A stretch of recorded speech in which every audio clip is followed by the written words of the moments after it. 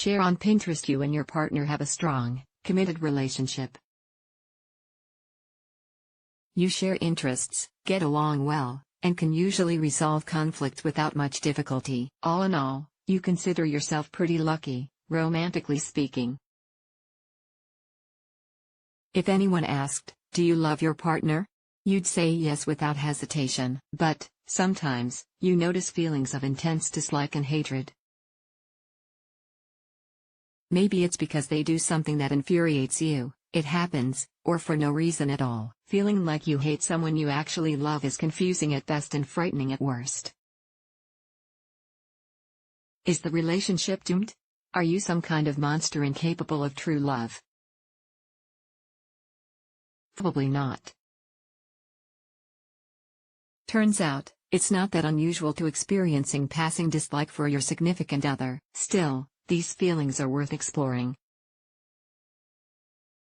These 12 tips can help you get the ball rolling on some introspection. First, know your feelings are entirely normal. In a set of 2014 experiments, researchers found evidence to suggest that thinking about romantic partners can provoke both positive and negative emotions. In other words, you can simultaneously love and hate your partner. While research exploring relationships has long held this as generally true, these results offer the first empirical support for this idea. These experiments also found that negative feelings are often implicit, meaning you may not even be aware of them most of the time. Your explicit feelings toward your partner, the ones front and center in your brain, might be mostly positive. On a deeper level, you likely have some negative feelings, too. Most people do.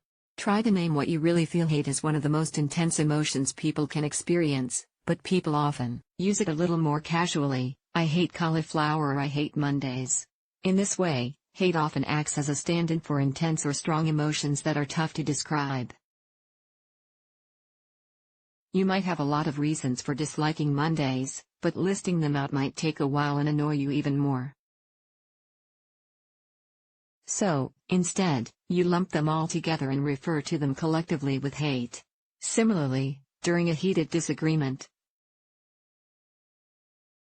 you might feel angry, disappointed, hurt, confused, and betrayed, or some other complex blend of emotions. I hate you might help you get out those frustrations you can't describe accurately in the moment. But taking the time to sort through and identify specific emotions can give you some clarity on what's really going on. What's more, getting a better understanding of your feelings can help you start navigating the problem with your partner. Walk it off. If you're spending time with your partner and feel hate and fury bubbling up, avoid an outburst by taking a break.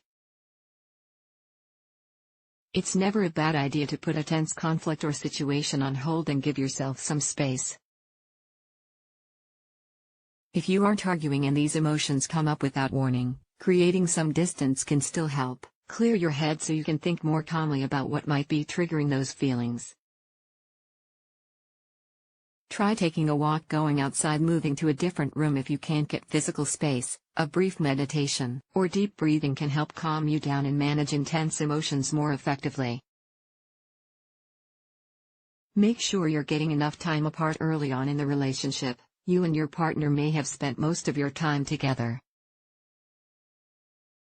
Despite spending nearly all your time together in those early days, you still felt like you weren't getting to see them enough.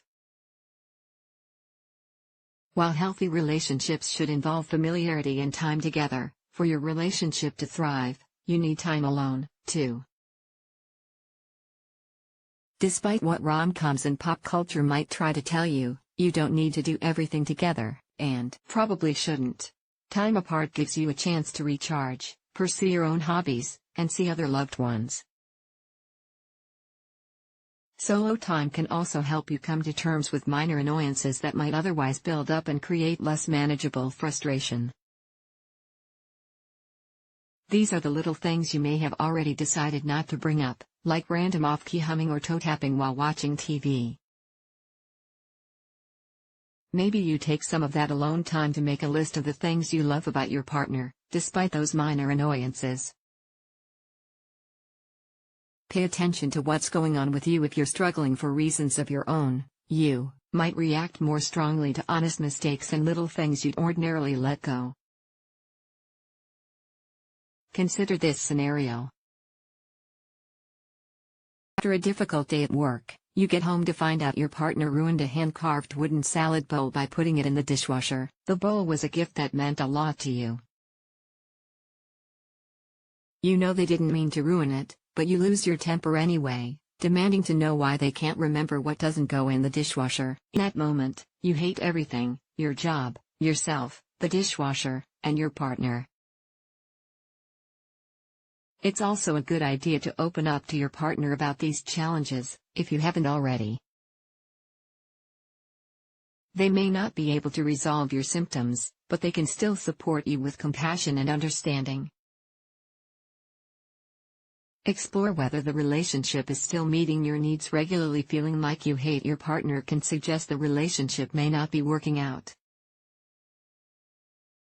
As distressing as it can feel to consider this possibility, it does happen. This doesn't necessarily mean you or your partner did anything wrong.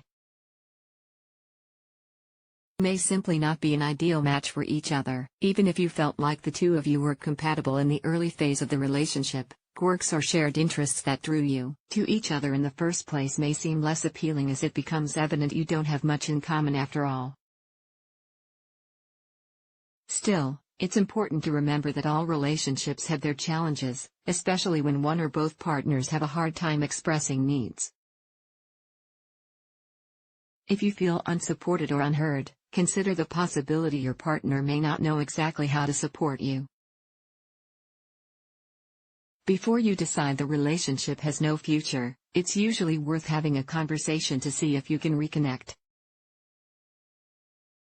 Convinced the relationship has run its course? We've got you covered on how to navigate the breakup with compassion. Recognize what triggers the feeling. Try stretching your mindfulness muscles next time you catch yourself thinking, "I just can't stand them right now. Did they do or say something cruel, harmful, or otherwise problematic? Are you really experiencing hatred and disgust, or can you put a more specific name to that emotion? Perhaps you're irritated because, once again, they forgot to follow through on a promise they made.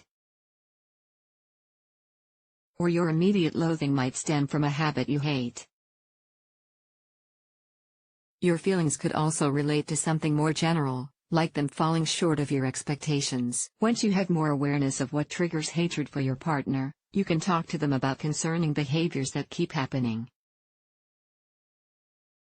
Look at it from their perspective. Every story has two sides, right? When you feel frustrated with someone's words or actions, it can always help to consider how things look from their side of the room. In other words, ask yourself what you might have contributed to the conflict or situation, and give yourself an honest answer. For example, if you feel like they never listen to you, ask yourself if your communication style might leave room for misunderstandings. Frequent miscommunications can create problems in relationships, but finding new ways to talk about your feelings and needs can help you avoid future communication mismatches. Some habits can irritate you to the point of hatred, even when they don't hurt anyone. Say your partner clears their throat a lot. Maybe this isn't something they can easily stop. If it bothers you, you could try talking to them about it, but there may come a point when you have to figure out a way to get used to it if you want to maintain the relationship. Work it out, bringing up any significant issues with your partner, respectfully, and working together to find a solution is often the key to resolving recurring feelings of hatred. Of course, you don't have to say, "So, I really feel like I hate you when I see your clothes on the bathroom floor every night." Instead, use I statements and other non-confrontational methods of communication to address anger, frustration, and specific behaviors that upset you, like consistently coming home late without calling, in more productive ways. Here are a few potential starters. I don't feel respected or valued when I find dirty clothes on the floor. I know you only work late when you're really busy, but I worry when you don't call. I wonder if we could figure out a solution together. Talk to people you trust sometimes. Sharing dark thoughts with those you love and trust can help you feel better and get some perspective. Discussing your feelings can help normalize them. Most people experience some negative thoughts in their relationships. Talking about them can help them seem less alarming and unusual. Even the act of getting your feelings out in the open can help reduce their intensity. Maybe you were absolutely furious yesterday and never wanted to see your partner again. But once you start telling your best friend what happened, the situation almost seems comical, and you still feel absolutely in love with your partner. Focus on the positive. Maybe you loathe your partner right now, in this moment. But what about yesterday? Last week? 2 months ago? Focusing your thoughts on the good things in your relationship can often help alleviate anger. Just make sure you aren't glossing over any serious issues, like substance misuse or financial difficulties, that affect both of you. If you're only barely holding back and I hate you, try closing your eyes and picturing one of your favorite moments with your partner. If you want to calm down a little more, list 3 of their best qualities. In the middle of a disagreement? If it doesn't need solving right away, change the subject. You might say, I don't know about you, but I'm feeling a little stressed. Could we take a break and come back to this later? Maybe you can't easily remember a positive memory or the last time you had fun together. This can absolutely take a toll on your feelings for your partner, so make, and prioritize, a plan to spend some quality time together. Talk to a therapist. Maybe you don't hate your partner, but you hate their drinking, dishonesty, or the fact that they cheated on you. Some issues aren't easily resolved, while others can't be addressed until your partner feels ready to change. A couples therapist can offer guidance and a safe space for talking through any relationship issues and problematic or harmful behaviors. A therapist can also help you both explore your go-to patterns in conflict and develop more productive communication strategies. If your partner hasn't done anything to cause your feelings, talking to a therapist on your own can help you identify possible reasons and helpful coping methods. The bottom line: it's completely normal to feel a mix of emotions toward your significant other. That said, too much negativity can affect the health of your relationship, so if you notice these feelings popping up more and more, talking to a therapist may be a good next step. Crystal Rapole has previously worked as a writer and editor for Good Therapy. Her fields of interest include Asian languages and literature, Japanese translation, cooking, natural sciences, sex positivity, and mental health. In particular, she's committed to helping decrease stigma around mental health issues.